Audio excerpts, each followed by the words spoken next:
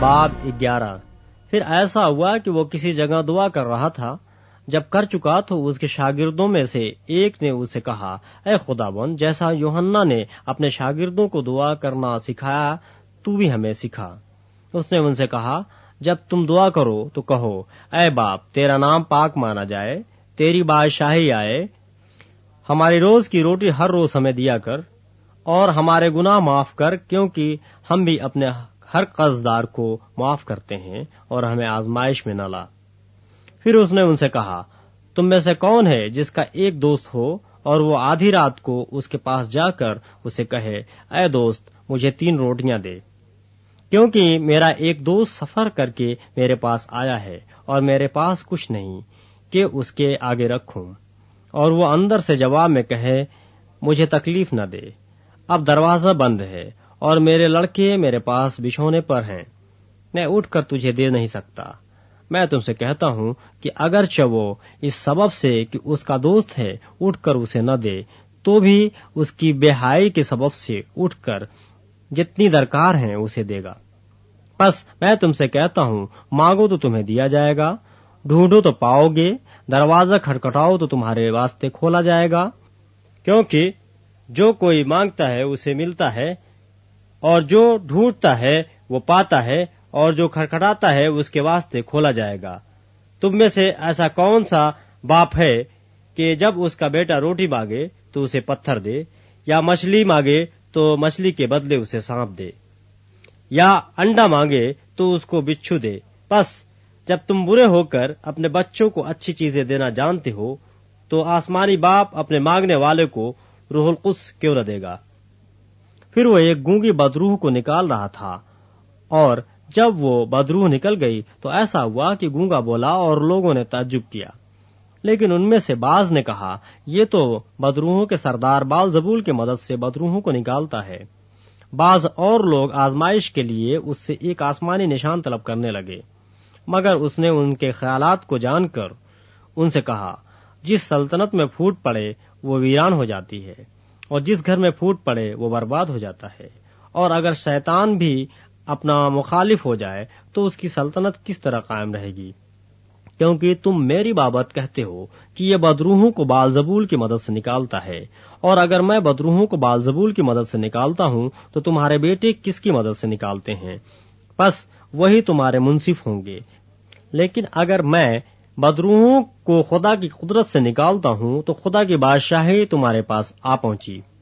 جب زور آور آدمی ہتھیار باندھے ہوئے اپنی حویلی کی رکھوالی کرتا ہے تو اس کا مال محفوظ رہتا ہے، لیکن جب اس سے کوئی زور آور حملہ کر کے اس پر غالب آتا ہے تو اس کے سب ہتھیار جن پر اس کا بھروسہ تھا چھین لیتا اور اس کا مال لوٹ کر بانٹ دیتا ہے۔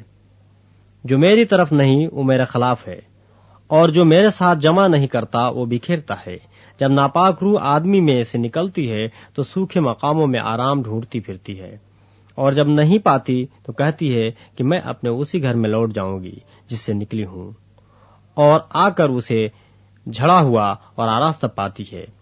پھر جا کر اور 7 روحیں اپنے سے بری ہمراہ لے آتی ہے، اور وہ اس میں داخل ہو کر وہاں بستی ہے، اور اس آدمی کا پچھلا حال پہلے سے بھی خراب ہو جاتا ہے۔ جب وہ یہ باتیں کہہ رہا تھا تو ایسا ہوا کہ بھیڑ میں سے ایک عورت نے پکار کر اس سے کہا، مبارک ہے وہ پیٹ جس میں تو رہا اور وہ چھاتیاں جو تو نے چوسیں۔ اس نے کہا، ہاں، مگر زیادہ مبارک وہ ہیں جو خدا کا کلام سنتے اور اس پر عمل کرتے ہیں۔ جب بڑی بھیڑ جمع ہوتی جاتی تھی تو وہ کہنے لگا کہ اس زمانے کے لوگ برے ہیں، وہ نشان طلب کرتے ہیں، مگر یونا کے نشان کے سوا کوئی اور نشان ان کو نہ دیا جائے گا، کیونکہ جس طرح یونا نبی کے لوگوں کے لیے نشان ٹھہرا، اسی طرح ابن آدم بھی ان زمانے کے لوگوں کے لیے ٹھہرے گا۔ دکھن کی ملکہ اس زمانے کے آدمیوں کے ساتھ عدالت کے دن اٹھ کر ان کو مجرم ٹھہرائے گی، کیونکہ وہ دنیا کے کنارے سے سلیمان کی حکمت سننے کو آئی، اور دیکھو یہاں وہ ہے جو سلیمان سے بھی بڑا ہے۔ نینوح کے لوگ اس زمانے کے لوگوں کے ساتھ عدالت کے دن کھڑے ہو کر ان کو مجرم ٹھہرائیں گے، کیونکہ انہوں نے یونا کے منادی پر توبہ کر لی، اور دیکھو یہاں وہ ہے جو یونا سے بھی بڑا ہے۔ کوئی شخص چراغ جلا کر تہخانے یا پیمانے کے نیچے نہیں رکھتا، بلکہ چراغ دان پر رکھتا ہے تاکہ اندر آنے والوں کو روشنی دکھائی دے۔ تیرے بدن کا چراغ تیری آنکھ ہے۔ جب تیری آنکھ درست ہے تو تیرا سارا بدن بھی روشن ہے، اور جب خراب ہے تو تیرا بدن بھی تاریک ہے۔ پس دیکھنا، جو روشنی تجھ میں ہے تاریکی تو نہیں۔ پس اگر تیرا سارا بدن روشن ہو اور کوئی حصہ تاریک نہ رہے تو وہ تمام ایسا روشن ہوگا جیسا اس وقت ہوتا ہے جب چراغ اپنی چمک سے تجھے روشن کرتا ہے۔ جب وہ بات کر رہا تھا تو کسی فریسی نے اس کی دعوت کی، پس وہ اندر جا کر کھانا کھانے بیٹھا۔ فریسی نے یہ دیکھ کر تعجب کیا کہ اس نے کھانے سے پہلے غسل نہیں کیا۔ خداوند نے اسے کہا کہ اے فریسیوں، تم پیالے اور رکابی کو اوپر سے تو صاف کرتے ہو، لیکن تمہارے اندر لوٹ اور بدی بھری ہے۔ اے نادانو، جس نے باہر کو بنایا کیا اس نے اندر کو نہیں بنایا؟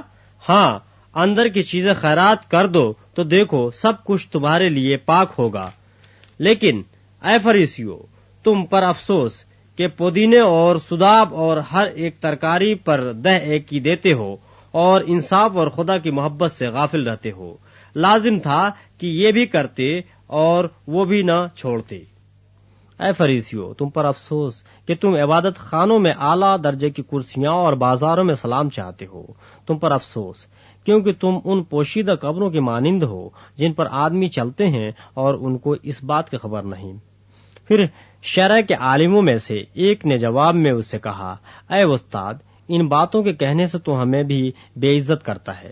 اس نے کہا، اے شرع کے عالموں، تم پر بھی افسوس کہ تم ایسے بوجھ جن کو اٹھانا مشکل ہے آدمیوں پر لادتے ہو، اور آپ ایک انگلی بھی ان بوجھوں کو نہیں لگاتے۔ تم پر افسوس کہ تم تو نبیوں کی قبروں کو بناتے ہو اور تمہارے باپ دادا نے ان کو قتل کیا تھا۔ پس تم گواہ ہو اور اپنے باپ دادا کے کاموں کو پسند کرتے ہو، کیونکہ انہوں نے تو ان کو قتل کیا تھا اور تم ان کی قبریں بناتے ہو۔ اسی لیے خدا کی حکمت نے کہا ہے کہ میں نبیوں اور رسولوں کو ان کے پاس بھیجوں گی، وہ ان میں سے بعض کو قتل کریں گے اور بعض کو ستائیں گے، تاکہ سب نبیوں کے خون کی جو بنائے عالم سے بہایا گیا اس زمانے کے لوگوں سے باز پرسی کی جائے، حابل کے خون سے لے کر اس زکریا کے خون تک جو قربان گاہ اور مقدس کے بیچ میں ہلاک ہوا۔ میں تم سے سچ کہتا ہوں کہ اسی زمانے کے لوگوں سے سب کی باز پرس کی جائے گی۔ اے شرع کے عالموں، تم پر افسوس کہ تم نے معرفت کی کنجی چھین لی۔ تم آپ بھی داخل نہ ہوئے اور داخل ہونے والوں کو بھی روکا۔